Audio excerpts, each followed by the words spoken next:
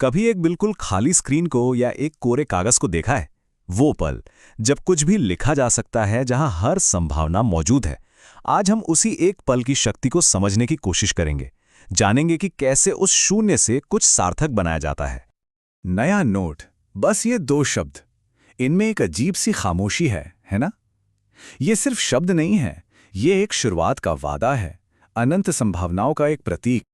ठीक है, तो चलिए इसमें थोड़ा और गहरा उतरते हैं। ये जो खालीपन है, ये असल में खाली है ही नहीं, ये तो अवसरों से भरा है। ये किसी बड़े आइडिया के आने से ठीक पहले की शांति है। तो सवाल उठता है कि ये संभावना, ये पोटेंशियल आखिर है क्या? ये वो छिपी हुई काबिलियत है जो भविष्य में कुछ कमाल कर सकती है।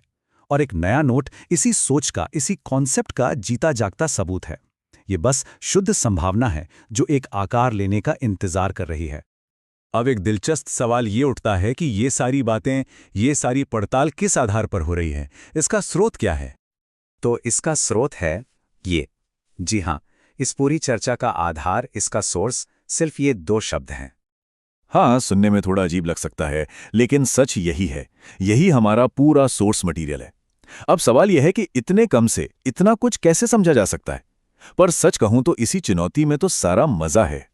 तो सबसे अहम मुद्दा यह है, इस खालीपन को, इस शून्य को एक ठोस विचार में कैसे बदला जाए। ये वो सवाल है जिसका जवाब हम सब मिलकर आगे ढूंढेंगे। ये किसी भी क्रिएटिव काम का, आप कह सकते हैं, दिल है। तो चलिए आगे बढ़ते हैं और देखते हैं कि ये होता कैसे है। सब कुछ उस पहले कदम से शुरू होता है, वो पहला निशान जो उस खामोशी को तोड़ता है। किसी भी रचना की शुरुआत इन 3 आसान से लगने वाले स्टेप्स से होती है। सबसे पहले एक चिंगारी, वो हल्का सा आइडिया जो दिमाग में कौंधता है। फिर आता है शब्द, उस विचार को एक रूप देना, उसे कागज पर उतारना।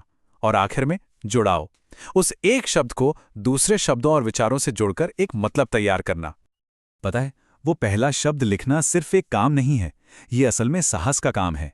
ये उस जड़ता को तोड़ता है जो हमें रोके रखती है। ये इस बात का ऐलान है कि हाँ, शुरुआत की जा सकती है, फिर चाहे वो कितनी भी छोटी क्यों ना हो। अच्छा, तो एक बार जब शुरुआत हो जाती है, फिर अगला कदम क्या होता है? अगला कदम है उन बिखरे हुए विचारों को एक आकार देना, उन्हें एक ढांचे में ढालना। यहां पर ना, 2 ताकतें एक साथ काम करते हैं। एक तरफ है अराजकता, मतलब विचारों का तूफान, ब्रेनस्टॉर्मिंग, कच्चे आइडियाज। और दूसरी तरफ है संरचना, जो उन सभी विचारों को एक मजबूत इमारत की तरह एक रूप देती है। क्रिएटिविटी के लिए ये दोनों ही जरूरी हैं।